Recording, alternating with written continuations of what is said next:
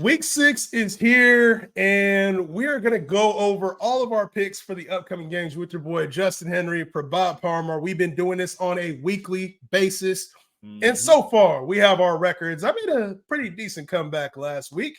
I went 8-6. P, you went 6-8. It was a tough week last week. Some underdogs won. Games didn't always play out the way we thought, but here we are sitting at 33-27, 32-28. P, it's been pretty close between us over the last few weeks, man. Yeah, I don't know if it's been that close. I just messed up last week, man. There was a lot between one game every time, dog. I had like 3 games. I like, whatever it is, but you came up. That's what matters. But it's still a long season, and we're here to get you back, man. We're here to get you back. We got 4 teams on bye this week, which leaves us with 14 games. So let's head into the picks. Obviously, you can spend a lot of time on this. I don't think we need to. I got the Niner hat in the back. You got the Niner hat on. We already know what it is, bro. You picking Seattle on this one or not? Yeah, man, it's tempting with all of these goddamn, close games that were just been given away. But I've always been one to say that Seattle is overrated. Their defense is overrated. They have not played an offense like us, so I like to see us coming back and handling business. Brock ain't never lost against Seattle, so I don't anticipate that happening now. Yeah, it sounds like some homer shit, but I ain't picking us to lose against Seattle, bro. We own them, so I don't want to spend a whole lot of time on here. We're not going to go back and forth on this one. The Niner homer is speaking in both of us, but I see him getting the job done too. Let's move on. Let's get it. Let's go Jacksonville, and I think the points might be scary to some, like giving up points on the road, but I'm even cool with the 3.5. I just think we play well in Seattle, man. Yeah. Jacksonville and Chicago. We got a London game, my man. We got a London game, and this is the early one. And Jacksonville, Trevor Lawrence, obviously got a good win. Jacksonville's trying to get things on the right track, and Chicago's playing really good football right now, my man. Who you got in this one, Jacksonville or Chicago? This is a good one. This is a really good one because it seems like both teams are turning up right now. Chicago's offense is actually turning up. Jacksonville looks like they're on. I like what they're doing with BTJ, but I believe that Chicago's defense just pulls it out in this one. Looks like a pick 'em. Yeah, I'm going to take Chicago. Chicago's better defensively, but the one underrated aspect in this, I think, could be a factor. I'm not sure if it will. I don't know the scenario over there in London, but Jacksonville has been in London over the years, and they've kind of developed a little bit of a fan base over there. So while it might seem like this is a neutral game because it's in London, I want to say that Jacksonville's played there almost like a game there every season, I want to say. I don't know the exact numbers, but I know it can be a home game if the Jacksonville fans show up. So regardless of that, the Chicago defense is better than the Jacksonville defense, but I think Jacksonville's playing inspired football right now. And it's Doug Peterson's coaching for his life right now. I see Travis Etienne having a really good, strong game against this Chicago defense to kind of, take away from that secondary, what they've been doing all season. Give me Jacksonville in this one to win the game. Yeah, I'm rooting for Trevor. I'm rooting for Jacksonville. And I want them to win, but just to keep it G, man, I feel like as talented as Trevor is, he hasn't been able to read defenses, and the Chicago defense is tricky, right? They're going to try to scheme the shit out of you, disguising blitzes. If he can handle that really well, then I'll give it to him, but I don't think he can. And yeah, just give me Chicago for that reason. Well, Trevor, the one thing about Trevor, though, is when he gets hot, it's like he's a whole different player. Yeah. And so that's the only thing I'll give him. But it kind of feels like Caleb's getting hot, too. And if Caleb gets hot and he really plays like the upside that we were all thinking he had as the number 1 overall pick, we've been seeing that lately. So that's the only thing that kind of gives me pause for concern. I think it truly is a pick'em game. I just like Jacksonville a little bit more in this spot. Yeah, DeAndre Swift getting hot, too. Man, you ain't lying. Arizona at Green Bay, and this should be a higher scoring game than even the surface looks. His total was higher and it's come down in recent days. But Arizona Green Bay, Kyler versus Jordan Love. I think Green Bay is locked in right now. Jordan Love obviously plays good football. We know we talked about this, how he's playing. He's playing at an elite level, and I know Kyler is also been playing up and down this season. But I think defensively is where this game differs for me. I trust Green Bay's defense. They've been really good at forcing turnovers, getting sacks, getting to the quarterback. And I think that Arizona right now, they're going to have an identity thing here. Are they going to be a run-first team? Are they going to be a pass-first team? And I think they're trying to figure those things out. Obviously, getting back Trey McBride helps in that situation, but like their defense already is a little lackluster. So I'm going to go with Green Bay in this one at home. I can see them leaning on the run game a little bit more with Josh Jacobs too, but give me Green Bay in this one. You know, I see people taking Arizona. I don't know if they think that Arizona's playing better than what they are. I think Arizona got lucky against the Niners, and I'm not just saying that as a homer. We legitimately like lost our kicker. You know, the game script changed. And it was one of those situations where it's like opposed to kicking field goals and making this a 2-score game or whatever, and actually putting the game away, you know, we had to go for it. I think Arizona's overrated. What Arizona does have going for them is they can run the rock. And although Green Bay's secondary is legit, I want to say almost top tier. Their run stopping ability has not been like that, you know, anything to fucking like be enamored with. Right. But with that being said, I just think Green Bay's just going to have more firepower. So on offense, and they may be able to do what they want to do with Arizona. So give me Green Bay. Yeah, I like the potential scoring output for this game. Like, I wonder why it's dropping down. Weather concerns, or what reason? But it looks like the score is dropping. I don't know. I like Green Bay. Okay. Yeah, mm-hmm. Next one, we got Indy and Tennessee, and this game has flipped. Obviously, we don't know who the starting quarterback is going to be. It looks like it's Anthony Richardson for this week. All indications are that he's going to be the starter. He got in a full practice, but the Colts are missing a lot of weapons, P. Michael Pittman unexpectedly went out with a back injury, going to be a couple weeks before we see him. Jonathan Taylor has been listed as out now for this team. Trey Sermon is banged up. We have to see if he's going to be available. Josh Downs is banged up. Got to see if he's going to be available. And Tennessee is coming off of the bye, which obviously they needed that with Will Levis getting banged up and hit the game before. And obviously this team, he hasn't been effective either. So defensively, they've been good. Who you got in this game? Coming off of a bye, I'm taking Tennessee, right? I think Tennessee is just a better overall team. I think they play better defense. I think their defense is top tier. I think they can run the fucking rock. And they have an additional week to prepare for Indy, who, like you mentioned, is reeling, right? Indy's defense is non-existent right now. So I think that this, Indy being favored by only 2.5 is a disservice, and I think they're going to beat them handily. Yeah, I like Tennessee in this game, and this screams like bounce back, get right. Probably a bigger offensive game on the Tennessee side of the ball. So this could be a blowout, but the only thing is Anthony Richardson, we never know what we're really getting out of him. Sometimes we get great Anthony Richardson, you know, sometimes we get really competitive, and other times we get like kind of loose with the football, inefficient Anthony Richardson. So I think he's a wild card in this, him starting, and then just the availability of like not having your star power weapons there makes it a little bit more intriguing. I think Tennessee is the better football team. This is a get-right game for them coming off of the bye. I expect them to play their best football in this game. Give me Tennessee with the points. Yeah, they've been talking about getting Calvin Ridley more involved too. Let's go. Let's go. Houston at New England. In New England, and Houston's going to be without their lead receiver in Nico Collins. On the New England side of the ball, they're going a different direction at starting quarterback. Jacoby Brissett will not be starting for this team anymore. It is Drake May. It just may be his time to get things going. Yeah, with there. But I will go Houston. I don't think, there's a lot of good vibes in New England and like change is happening, but I still think, New England's they've got issues to work through. And I don't think this is about winning football games at this point. It's about development now. I think they tried the win football games thing. They've got to be able to move the football through the air. And right now they can't do that. So I think Drake May will offer some freebies here to this Houston defense. But then also I think he's going to take some chances that we haven't seen and maybe put a little pressure on this Houston team. So I would stay away from this thing number-wise because this feels like maybe there could be a late cover or this game could be a little bit more competitive than we think. I think Houston's the better team and pulls it off, but I wouldn't be surprised if New England puts up a fight.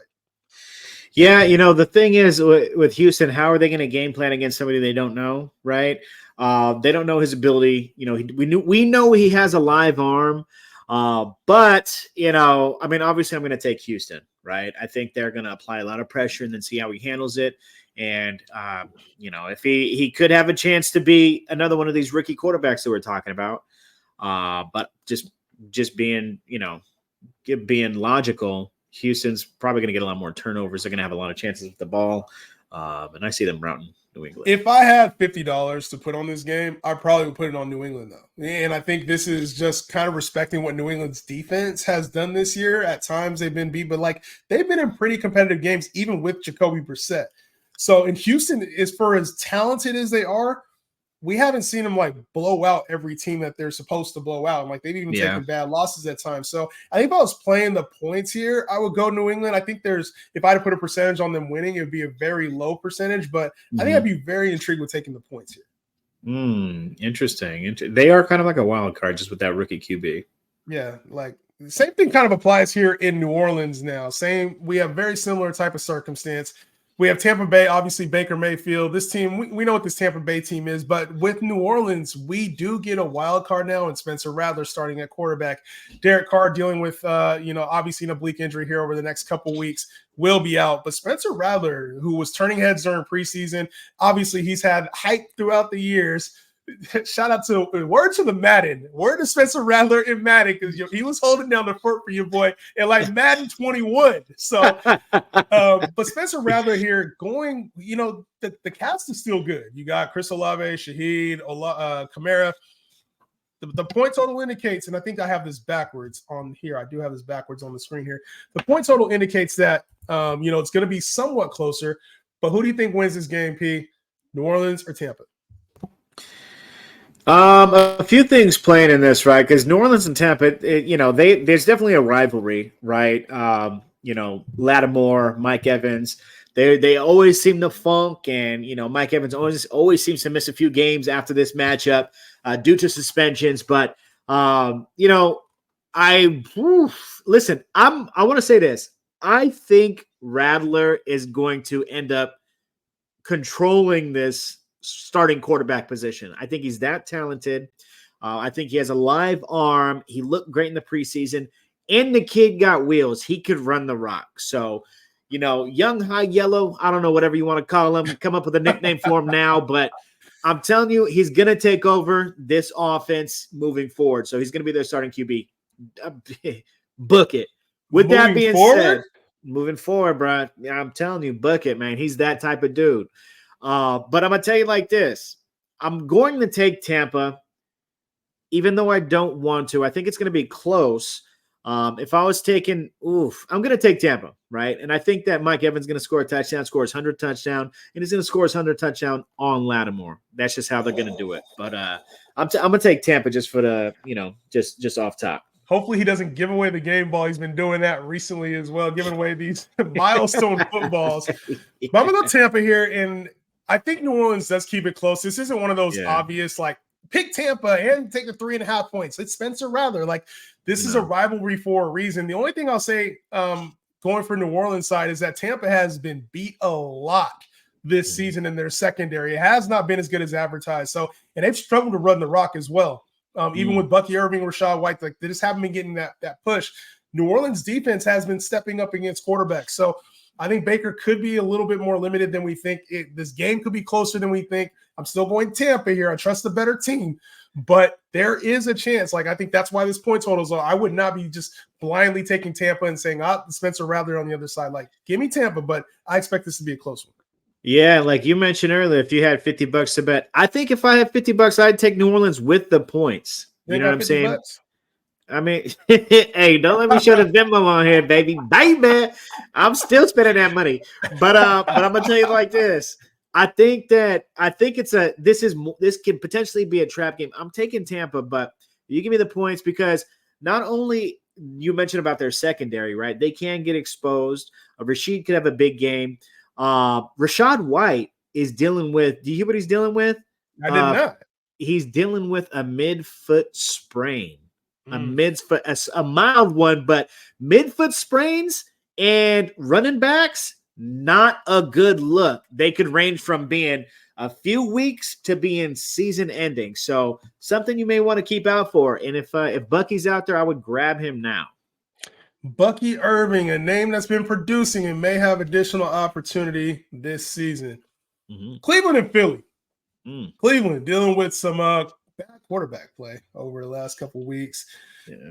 And also Philly coming off of the bye, they're finally getting healthy. I think this is a layup, and I'm taking Philly. Like, obviously, I think this is a game that Philly wins, but I don't know that this is a 9.5-point game, though. Like, as much as the narrative on Deshaun Watson and how bad this Browns team has been, the defense has still been decent, right? Like, it's not the defense that we've seen over the last couple of years. And I think Deshaun's put this team in bad spots, but like, he hears the noise. This team hears the noise and how bad it looked when they had 12 men in the field and then Deshaun's walking off and everybody thinks he's quitting on the team. Like, the narratives and the storylines are out there about Cleveland. I think they keep this thing closer than this 9.5 points, but Philly coming off the bye a little too strong. They're getting the weapons back. They were playing really good football when they were all healthy too. I'm going Philly here, and it's not a 10-point Philly game. I think this is just a good Philly win. That's how I got it. Yeah. I don't know, man. I keep believing every week in Cleveland just based off their defense, and I'm always thinking that their offense is going to pick it up someday. And they just keep letting me down. So it's not going to happen here. I'm taking Philly fully healthy. You mentioned about the 10 points. Philly's defense can get exposed. Philly's defense is not lit. You know what I'm saying? Their secondary is supposed to be touted. It's not lit. It's not lit. Now, they made a change in their secondary. They're starting the rookie at corner. But, I mean, just long story short, I don't think, I'm right there with you when it's 9.5. If you're giving me 9.5, I'm probably taking Cleveland. But Philly's just too much coming off the bye. Saquon, AJB, all them boys, they're all back. Give me Philly. They moved Cooper DeJean to the starting lineup? Yeah. Not a bad move for them, man. They need some help in that secondary. They've been getting exposed. So, like you said, all the boys are back for Philly, man. I think it's a win, but I wouldn't be surprised to see that's the one thing, Pete, we haven't talked about that is we made a lot of picks on the show this year. Yeah. And we're floating around 500-ish type, like a little bit better than 500, right? Obviously, like closer to 65%. But you know what I mean? I think that when you do pick'ems a lot of times, it's easier to have like a better record because you're just picking them. A lot of times there's clear mismatches, but those clear mismatches have not been wins this year. Like the ones that have been 5.5 to 6.7 point, underdogs, they're winning games outright. Like times when we think, oh man, like this team should be clearly better, it's not happening. So like Cleveland versus Philly, it's not a lock that Philly just goes in there and balls out. It's not a lock that Baltimore with this 6.5 point spread goes there and balls out. So if you guys are watching these picks this year, I want to say it's 21-4 was the record, 21-4 for teams that were 5.5 point dogs or worse. They have covered the spread, 21-4. Oh, wow. It's crazy. It's crazy right now. 21-4. Dogs are hitting right now in a major way. So just something to note there. Yeah. Commanders in Baltimore. This is looking at a mirror image of each other at the quarterback position. This is probably one of my favorite matchups of the year so far. Lamar versus Jaden Daniels, man. Should be a really good battle here. High scoring point total on the board. And Jaden Daniels, obviously, this Commanders team, much improved, much better than expected. The defense is starting to play a little bit better. Baltimore's starting to figure things out. P, who you got? Look, man, give me Baltimore just to cut the anticipation. I think that Jaden Daniels, that story is great. I don't think that they played a team like Baltimore yet, right? They just haven't played a team like Baltimore. Baltimore is the face of the AFC, right? I know you could say that about Pat Mahomes and them. They have been winning, but when you're watching Baltimore, it's like Baltimore's just dogging cats. You know what I'm saying?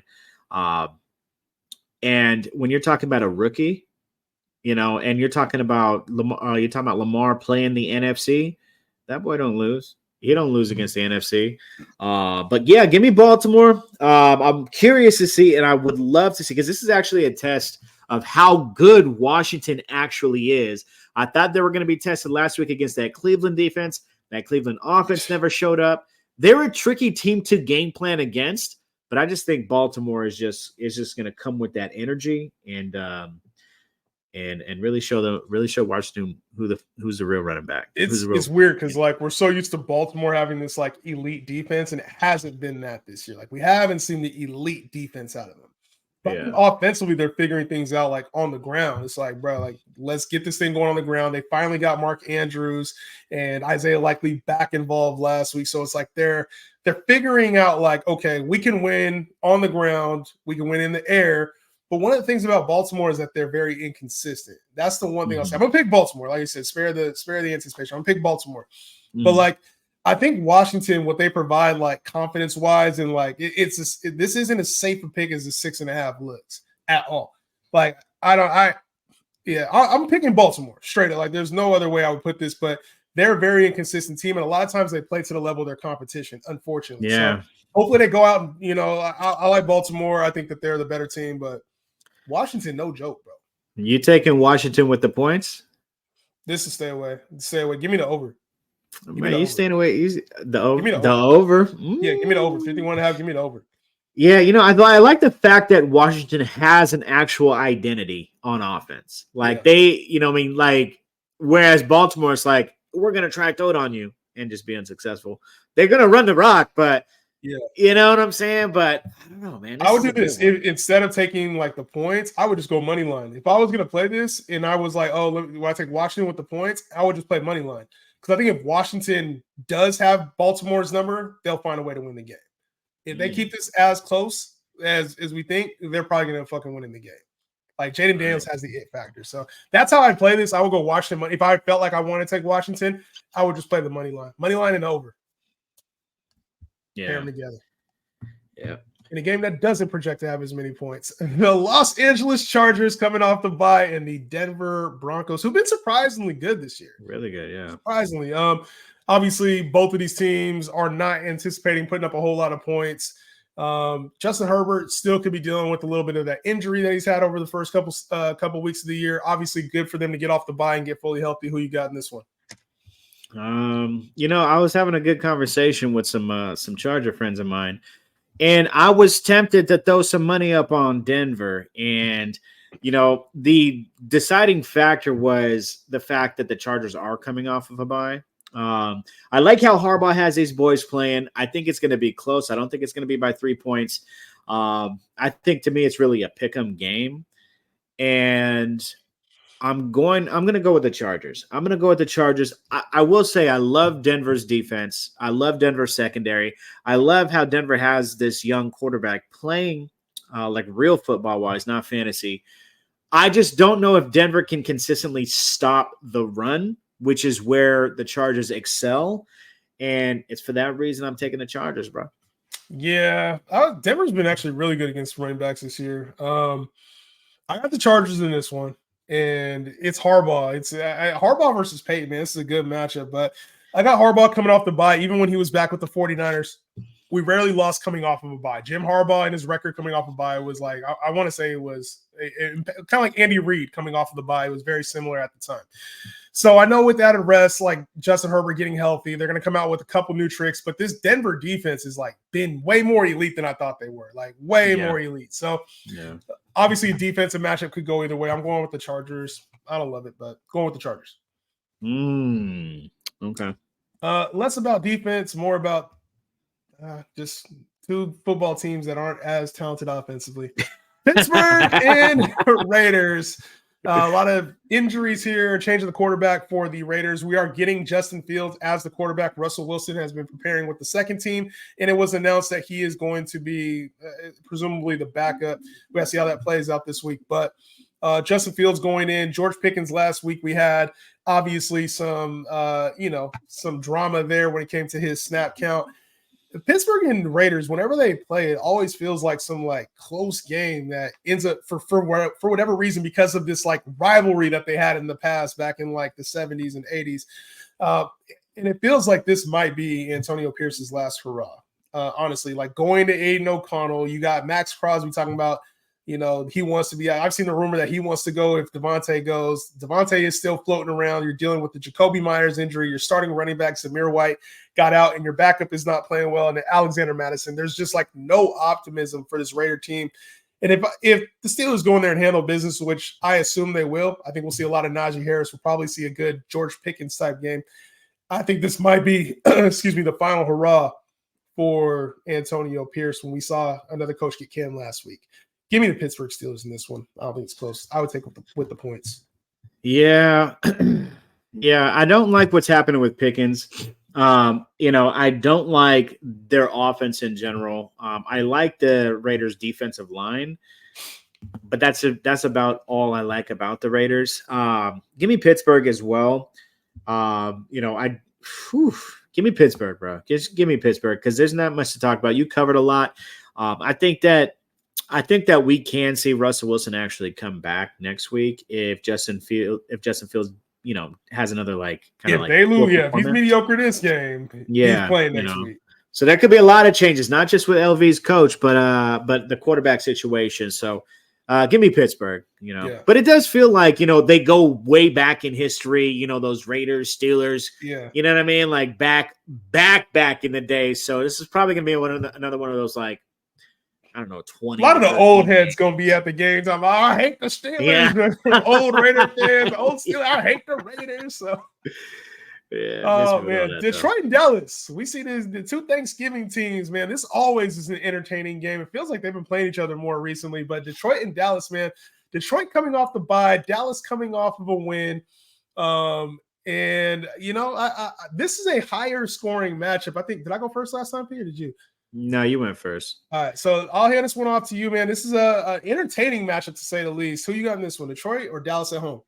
I don't think it's going to be that close. I'm taking Detroit. I think that Detroit is, mark my words, Detroit's probably going to put up like around 200 rushing yards on this team. Just coming out of a bye, it's a terrible matchup, really, for that Dallas defense. Detroit's going to have their way offensively. And it's going to be Dak trying to figure out who's going to be that number 2 person that's going to be consistent because they're going to have to score points. So give me Detroit. I think Ferguson has a big game, but give me Detroit. I think I don't think you're giving enough credit to Dallas for just like figuring things out. I think last week we saw the turnovers with Dak and it looked ugly on camera. I'm going Detroit. They're the better football team coming off of a bye, but I do think this game will be close. And I do think being at home against this Detroit secondary has been kind of ass at points this year. Like they've been exposed. So like, I think Detroit just defensively though, they caused so many problems with that front line. It's like, you can't really run the rock at all. So we know Dak is going to be put in tough spots later in the game. I think it's going to be a shootout. And just like the point total indicates, I think there's a reason for that, but give me Detroit coming off the bye. They're a Super Bowl contender for a reason. Mm-hmm. Coming off from one of the most impressive wins last week, the Atlanta Falcons going to Carolina as 6-point favorites. Falcons, man, obviously Kirk Cousins, they got that thing right there. Offensively, there was a lot of questions about if he looked right off the Achilles. And then this Carolina team still figuring things out. They thought they had the answer with Andy Dalton and kind of struggled last week. Give me Atlanta in this one. I don't really think this is a close pick. I think Atlanta wins the game comfortably. Now, there's a slight possibility. We talked about these dogs performing, especially at home. That would be the only saving grace, I think, for Carolina in the division game. But I think Atlanta's my pick, just if I'm picking them straight up. I think they figured things out, and we see our best effort from number 7, Bijan Robinson. Leading the charge this week. Hey, I got a new rule for you. You can't rock that Bijan jersey until he puts up 20 points. Hell no, I'm wearing that motherfucker this weekend. You feel me? Listen, Carolina +6, a divisional game against Atlanta. That screams trap game to me. That screams trap. Anytime you got a divisional rival and your favorite +6 or more, I think you'd want to put some. I mean, you're going out on a limb and put some money on Carolina, but I'm going to tell you like this. I think that just Atlanta's too much to handle. They're still figuring themselves out. Atlanta's defense is nice, even though they got a lot of points dropped on their head last week. Yeah. But I really like I'm going to take Atlanta. I'd be a fool not to. But I'm going to tell you, this is the classic trap spot. This is a Home trap spot. dog division game coming off of an emotional win in a letdown spot for Carolina. It was an emotional win for Atlanta in prime time. Like, I don't know. The only thing is Atlanta is off 10 days rest. So that's the other caveat. Yeah, But yeah, that emotional win with retiring Matt Ryan's jersey or whatever they were doing yeah. halftime. 500 yards. Didn't we call it? Didn't we? Somebody called a buy low on them, boy. We did. I think we've been, but yeah, I know we've been talking buy low on a few Atlanta players, so I can't go too much on that. You know what I'm saying? Let's see how this week play out. I might have to change my tune on one of them players. Yeah. All right, Cincinnati and New York. Cincinnati, New York. Pete, my man, you know, this game for me, the Cincinnati, New York game is a hard one to pick because I recognize what the Giants have been doing lately, and I think we've been undervaluing them the entire season. Yeah. Defensively too. And I think Brian Daboll switching to play calling, like I think we see the Giants and think this lesser team, but they're actually better than we think. They're at home against Cincinnati, and I'm picking the Giants. I'm picking the Giants to upset Cincy in this one. And, you know, I think Cincy's offense is nice, man. And obviously they're figuring things out. But even without Malik Neighbors, the Giants, for whatever reason, they're finding ways to win football games. So home dogs, prime time. I'm taking the Giants in this one. Man, you know, we've been picking a lot of the same teams, bro, and I'm trying to get a little variance on you. I realize, you know, you got that little lead on me. You start picking all the teams I'm picking now. But first. Yeah, that's why I was like, damn, let me get this one. But I do think the Giants are going to win this game as well. I listen, you really hit it on the head. Cincy, as good as they are offensively, they're kind of pedestrian defensively. And Brian Daboll's got them boys. He's Daniel Jones, namely, he's got them throwing, spreading the rock around, you know, just throwing these dinks and dunks, not making mistakes. And I think this week, Tyrone Tracy secures that starting job at running back moving forward for the Giants. So I'm taking the Giants to surprise them. They surprised Seattle last week. Seattle's defense was overrated, like we've been saying. But yeah, give me the Giants, bro. Give me the Giants. And to be honest, these lines, I think, you know, we talked about like the Chargers and like this team, the offensive line has been playing really well. That was the big problem for Daniel Jones. He never had time, and it's like they figured things out on the offensive line. So even if he's not the best quarterback, even if Tyrone Tracy and Devin Singletary aren't the greatest running backs, they're not, you know, the Saquon Barkley and Alvin Kamara. It's like you could find effectiveness through this offensive line. I like the way they're playing. I think it's Sunday night in prime time. It's a New York type of win.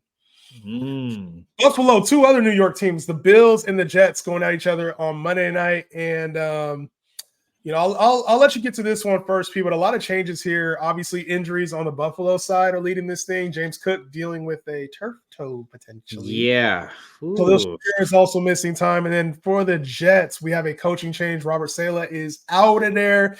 Jeff Olbert's taking over, and play calling duties are no longer in the hands of Nathaniel Hackett. Who you got in this one?